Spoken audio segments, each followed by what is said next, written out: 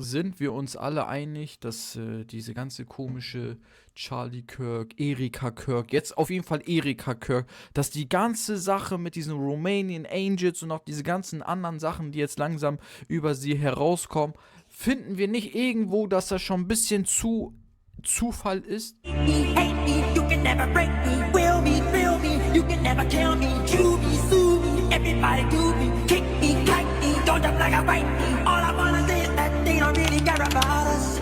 Gerade da, wo es bei ihm richtig losging, so der ganze Aktivismus und bla bla bla, dass man dann jemanden dort installiert, der dann so gesehen sein Händler ist. Ne? Und meistens sind das immer Frauen. Das gleiche war zum Beispiel bei Rihanna mit, wie heißt denn der, Chris Brown, wo er gerade seinen Durchbruch hatte, dann hat man sie in sein Leben installiert als Freundin, das macht man dann immer meistens, und sie kontrolliert ihn. Wir brauchen über die Musikindustrie nicht reden, jeder weiß, der sich ein bisschen mit diesem ganzen Komplex auseinandergesetzt hat, wie satanisch und wie verrückt das da abgeht. Ne? Die gleichen Thematiken haben wir halt auch, wenn es um politischen Ebene stattfindet, und deswegen habe ich gesagt, ey, Erika Kirk muss einfach mal exposed werden. Damit wir jetzt Erika Kirk exposen, habe ich euch jetzt was zusammengesucht, und zwar hört zu. Also, Mann, diese Erika Kirk-Geschichte ist düster. Ich wollte meine Zeit nicht damit verschwenden, aber nachdem ich hier alle darüber reden sah, musste ich selber nachforschen. Hier ist ein Teil der Geschichte, über den nicht viele sprechen. Hier ist ein Video von Erika aus den frühen 2010er Jahren, in dem sie als Sprecherin einen Teil ihrer Arbeit im Center of Placement Antonio in Constanta, Rumänien im Rahmen des Programms Romanian Angels zeigt. In dem Video sagt sie, dass das US-Militär den Kindern persönlich Geschenke überbracht hat, und am Ende dankt sie persönlich Oberst Otto Busch. I believe Hier that ist we sie, all ne? have angels in our lives, and these are my little angels from Antonio Placement Center in Constancia, Romania. Our goal with the Romanian Angels Project was to show these children the true American heart during the holiday season. And what better way to do that than having our United States military personally deliver the gifts?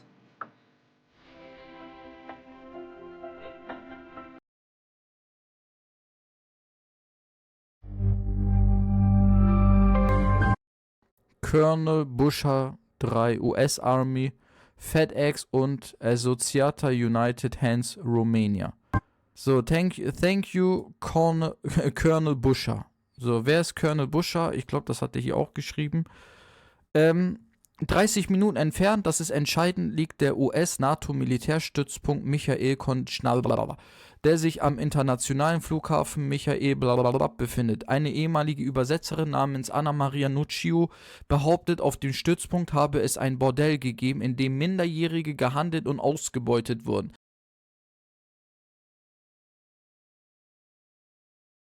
Sie nennt Colonel Otto Busch den Dritten namentlich und behauptet, Minderjährige seien zum Sex und für andere Aktivitäten direkt in sein Büro gebracht worden. Sie behauptet, dass es trotz Beweisen keine Untersuchung gab und diese aufgrund von Zuständigkeitsstreitigkeiten eingestellt wurde. Sie wurde sogar mit Körperverletzungen von einem Mann namens Mark Box bedroht, der auf mysteriöse Weise vom Stützpunkt verschwand, nachdem sie die Behörden informiert hatte. Also Erika Kirk dankt Colonel Otto Busch III. Persönlich dafür, dass er Geschenke zum Aufnahmezentrum in Rumänien gebracht hat, und nur 30 Minuten entfernt wird derselbe Typ beschuldigt, auf dem Militärstützpunkt Sex mit Minderjährigen gehabt zu haben. Die ganze Sache wurde eingestellt und es gab nie Ermittlungen. Und das Verrückte daran, soweit ich weiß, wurden diese Artikel und Geschichten bereits 2020 und 2024 veröffentlicht. Es gab also schon Gerüchte darüber, bevor die Nachricht kürzlich bekannt wurde. Dies ist definitiv kein Beweis für ein Fehlverhalten von Erika, aber wenn man all die anderen seltsame Dinge berücksichtigt, die dort vor sich gehen, kommt man wirklich ins Grübeln. So, hier haben wir das nochmal, das ist der Airport, Airport, und das ist dieses Placement San Antonio Orphanage, also Waisenhaus. Ja, und da haben sie, das zeige ich euch nochmal, das sind hier die Leute, und hier Thank you Colonel Busher, 3. US Army, und der hat sich dann an Kindern vergriffen. Laut den Leuten. So, Romanian Angels. Erika war am Anfang 2000er Jahre Model- und Casting-Direktorin. Später leitet sie eine evangelische Mission in Rumänien, die Verträge mit dem US-Militär unterhielt und Kinder zur Adoption vermittelte. Diese Organisation hatte ihren Sitz in einer Region Rumäniens, in der Menschenhandel weit verbreitet ist. Ich bin sehr stolz darauf, dass wir in den letzten Jahren international agieren konnten. Ich liebe die Zusammenarbeit mit dem Militär und bin daher sehr dankbar, dass wir dies durch das Antonio Placement Center in Constanta, Rumänien, kontinuierlich tun können. Erika 2014. Diese Organisation war eine von vielen evangelikalen Organisationen, die von empörten Einheimischen beschuldigt wurden, Kinder zu entführen, nur um sie direkt in die Netzwerke des Sex- und Organhandels in Großbritannien und Israel zuzuschicken. Romania probes Israeli Adoption Agency Link in Organ Trafficking. 2001 hat man das schon geschrieben. Romanian authorities are looking into possible links between Israeli adoption agencies and an illegal global conspiracy to sell organs for transplants. Und weil wir ja wissen, das habe ich euch im letzten Video ja auch schon gesagt gehabt, dass der Organhandel in Osteuropa, gerade in Länder wie Bulgarien, Rumänien, hier Litauen, Moldawien, Ukraine auch extrem. Das ist ja das größte Pädoring in Europa, sind diese Länder. Diese ganzen Organe, die nach da verschifft werden für die höheren, elitären Leute, kommen aus solchen Waisenhäusern. Weil dort, überlegt mal, was für ein Geschäftsmodell das ist. Irgendwelche Eltern, die sowieso keine Kinder kriegen wollten, geben ihre Kinder beim Waisenhaus ab. Waisenhaus ist meistens überfüllt und die Leute haben kein Geld. Dann kommen irgendwelche Reiche auf die Ideen zu sagen, oh, weißt du was, diese Kinder müssen ja sowieso irgendwo hingebracht werden. Dann benutzen wir sie, das ist jetzt meine Theorie, dann benutzen wir sie für irgendwelche Reiche, wenn die Organe haben wollen, ne? Und dann verschwinden die Kinder und keiner fragt nach den Kindern, dann sagt man, ja, das Kind hat man damals da und da hingebracht. So, was haben wir hier noch? Romanians Child Trafficking Town. Dozens of people from Romanian eastern town of Tandarai are to go on trial accused of sending children to UK to steal. Giving spotlight Erika Franzwi of Everyday Heroes Like You, ne, das war diese Agentur. So, what are some of your goals for the organization this year? Also, was sind die Ziele für die Organisation dieses Jahres? Und dann sagt sie, ich bin sehr glücklich darüber, dass wir dieses Jahr oder seit den letzten Jahren international agieren können. I absolutely love working with the military, so I feel blessed. Also, ich liebe es, mit dem Militär zu arbeiten. Ich fühle mich gut dabei, dass wir so viele Sachen machen können für das Antonio Placement Center in Constanta, Rumänien. From a domestic standpoint, this year I want to have our annual pass for a cause event and work with local organizations that support foster care for children, teens. Also Foster ist Waisen, ne? Ja, diese Adoption. So, ich freue mich dieses Jahr auf jeden Fall, dass wir durch diese beiden Events, das PAWS und das Cause-Event, mehr mit dem lokalen Organisationen arbeiten können, damit die Kinder besser in Adoption gegeben werden, ne? Bessere Familie und bla bla bla. Das hat sie geschrieben. Also man sieht auf jeden Fall, dass sie dafür gearbeitet hat. Es geht jetzt gerade darum, dass wir herausfinden, hat sie für diese Agentur gearbeitet oder hat sie nicht für diese Agentur gearbeitet. Und sie hat für diese Agentur gearbeitet. So, Charlie Kirk ist gestorben. Hier beim Bestattungszeremonie macht sie erstmal den Devil. Danke, Teufel, dass du Charlie Kirk mir gegeben hast oder Charlie Kirk umgebracht hast. Keine Ahnung. Und Trump so, ja. So, wenn er gestorben ist, ne? Wenn er gestorben ist. Punkt. Wenn er gestorben ist. Wer weiß das denn heutzutage? Die machen das ja alles ziemlich gut. So, noch ein Ding. Erika Franzwi Kirk gewann den Schönheitswettbewerb Miss Arizona 2012, der von Trump organisiert wurde.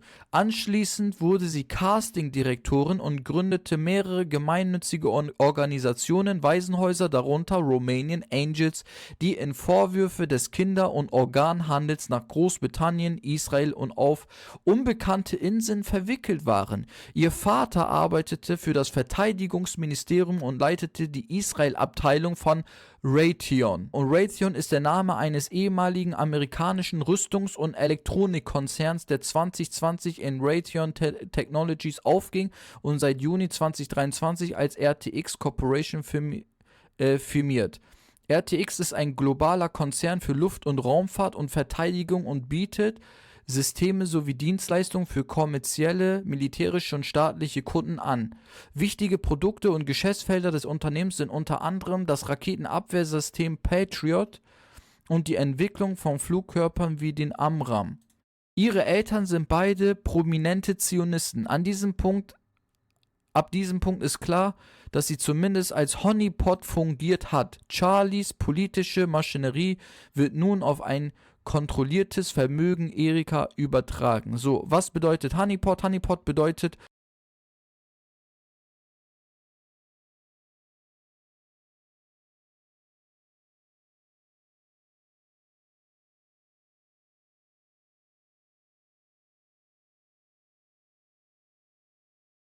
so, das haben wir gerade gelesen, ne, mit diesem Romania Props Israeli Adoption Agency Link in Organ Trafficking. Hier haben wir Erika, Department of Defense, vergisst nicht, ihr Papa, ne, hat für das Verteidigungsministerium gearbeitet. Hier haben wir noch mehr Fotos von ihr, da unten, wie sie mit den Kindern arbeitet. Romanian Angels, der Flyer, den habe ich auf TikTok gepostet gehabt. Hier mit den beiden, und die beiden kennen sich ja, das bedeutet, die beiden kennen sich schon extrem lange. Bevor sie Charlie Kirk überhaupt kennengelernt hat, war sie schon ganze Zeit mit der Trump-Familie. Ist auch immer sehr, sehr hart, ne, wenn man dann darüber nachdenkt, okay, krass, Alter. Und diese ganze Konstellation mit Erika und dann mit Trump und danach hat ja irgendwann Charlie Kirk mit Trump gearbeitet, dann weiß man, okay, wer hat ihn dazu gebracht, mit Trump irgendwann arbeiten zu können? Wahrscheinlich Erika Trump. So, und das ist das gleiche Prinzip, wie ich euch das im anderen Video schon erzählt hatte. Ghislaine Maxwell mit der Familie Maxwell, wie sie eigentlich dieses ganze Netzwerk gelenkt haben. Und dann hat man gesagt, ja, aber das war ja Jeffrey Epstein, weil das heißt ja Epstein Island. Aber die wahren Leute, die chillen immer im Hintergrund, ne, am Ende des Tages. So, und da war es halt auch wieder eine Frau. Also ich kann euch nur eins sagen, das habe ich auch gerade, oder darüber habe ich auch gerade mit einem Bruder geredet. Also wenn Frauen für diese Netzwerke arbeiten, die sind schlimmer als Männer. Männer machen das für Macht. Ich weiß nicht, was Frauen was die dabei so finden. Wisst ihr, was ich meine? Aber dann muss das wirklich Psychopathen sein. Und ja, Mann, das ist schon heftig. So, thanks again to Grog for summing up Erika Kirks Knights of Malta background. Auch interessant. Das habe ich euch ja hier versucht zu erklären. Sie trägt nämlich ein Halsband oder eine Halskette. Und da haben wir das Malta-Kreuz. Und Malta-Kreuz ist ja eine sehr hohe Organisation, sehr hohe elitäre Machtstruktur. Auch in diesen ganzen Netzwerken. Das sind ja meistens immer so Familien, York Rite, so verschiedene Shriners gibt's. Also diese ganze Freemasonry, das ist so ein großer Zweig. Und da sind halt nicht nur Weiße, sondern da sind auch Schwarze, da sind dann auch Araber, dann sind das auch dies, das sind dann das. Und die haben alle ihre eigenen Organisationen und davon gibt es halt eine Malta-Organisation und sie trägt das Malta-Kreuz als Halskette. So, und hier haben wir nochmals vielen Dank an Grog für die Zusammenfassung von Erika Kirks Hintergrund bei den Malteser-Rittern und ihre Finanzierung durch eine schwarze Kasse des Mossads und noch mehr. Hören wir uns das an. Grieving saint. She's wired into the machine. Knights of Malta? Spot on. She flashed that Black Cross pendant in her first widow clip, same one every sovereign military order knight wears, and her family's donated heavy to Catholic orders forever. Freemason angle's subtler. Her dad, Kent Franzfey, wasn't just Raytheon. He chaired their Israel division, funneled. Ja, da erzählen die gerade, dass ihr Vater, was ich euch vorhin erzählt hatte, dass ihr Vater fürs Verteidigungsministerium gearbeitet hat und gerade in der Abteilung für Israel, ne? Billions in Iron Dome cash, while Charlie's old man designed Trump Ach so, heftig. Also der soll auch für das Iron Dome Projekt zuständig gewesen sein. but also the bunker levels nobody admits exist. Erica? Inherited 23 million at 25 from a trust. Come on, that's not beauty queen money. That's Mossad's slush fund. She started Everyday Heroes as cover, funneled donations straight to pro-Israel NGOs. And that G-ring? Not grief. Grand Lodge symbol, worn by 33rd degree insiders. Delivered that speech 2 days after the shot because it was pre-taped. Voice forensics say the room echo doesn't match. Lighting's wrong, and Tyler Robinson's still denying he fired. She's carrying the legacy all right. TPUSA's already slipping to Jewish board vets who loathe her. Ach so, okay. Es geht darum, dass man dieses ganze Movement mit Charlie Kirk aufgebaut hat und dann irgendwann so weit war, wo es groß wurde, dass man jetzt diese Turning Point, ne, das war ja diese große Organisation von Charlie Kirk, dass man das jetzt in Richtung Israel bewegt, ne? Dass das jetzt mit Israelis gefüllt wird, damit man auch wieder eine große Masse bewegen kann. Das ist ja immer ganz, ganz wichtig, ne? Es geht ja immer darum, das Narrativ zu bewegen. Und dann haben die gesagt gehabt, dass Erikas Geld, sie hat, ich glaube mit 25 hat sie irgendwie 23 Millionen gekriegt oder andersrum, mit 23 hat sie 25 Millionen bekommen und das Geld kann nicht davon sein, weil sie einen Schönheitswettbewerb gewonnen hat. Davon gehen die dann gehen die halt davon aus, dass das auch vom Mossad ist. So, und mit den anderen Sachen, die wir auch vorhin gelesen haben, mit diese Romanian Angels und dass man da Kinderhandel und Organmafia, Organhandel verlinken konnte, ne? Das haben ja auch die Autorität, was weiß ich, die Regierung hat es ja auch schon bestätigt gehabt, dass da eine Verbindung gab zu diesen Organisationen. Ja, was lässt das einen vermuten, Freunde? Was lässt es einen vermuten? Dass diese ganze Erika Kirk-Sache von vornherein nur als Cover-up diente, oder dass das von vornherein der Plan gewesen ist, dass man dieses ganze System aufbaut. Eigentlich hätte ich das Video jetzt schon beendet, aber ich habe im Nachhinein noch etwas anderes herausgefunden, das muss reingeschnitten werden. Guckt mal, vor 13 Jahren trat Erika Kirk in einem Musikvideo auf, Emerson Drive, sie ist meine Art von verrückt. Also das Lied heißt Emerson Drive, She's My Kind of Crazy, ne? Und das Video ist voller MK Ultra, Symbolism, diese ganz okkulte Dings, das ist verrückt wieder. Und zwar haben wir nämlich im Video, wie ihr hier sehen könnt, das erstmal vor 13 Jahren, okay? Genau 13 Jahre danach wird Charlie umgebracht, okay? 13 Jahre nach dem Video. So, 13. Dann hier oben steht einfach September 10. 9, 10. In Amerika ist ja immer, der Monat wird erst im Voraus gesagt und dann der Tag, ne? Hier haben wir 9 und 10. In dem Song wird etwas gesagt, und okay? Und das ist Had a Blast Shooting with Tyler.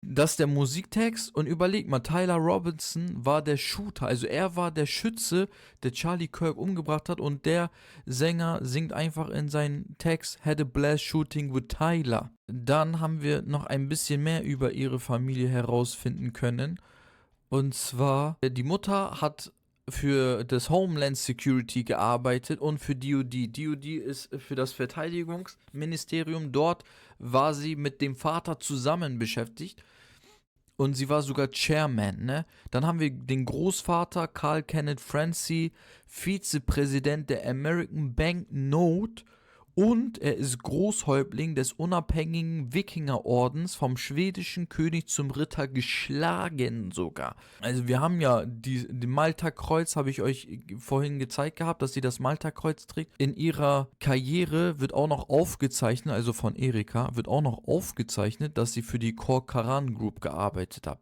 Das ist eine lizenzierte Immobilienfirma in New York bei einer der elitärsten Firmen. Derselben Firma, die Epsteins Villa in Palm Beach inseriert hat.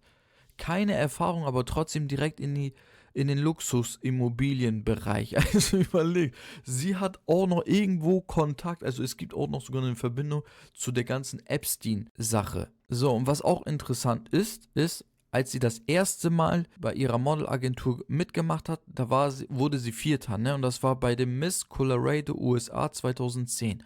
Und dort hat auch jemand mitgemacht, die heißt Lindsay Halligan.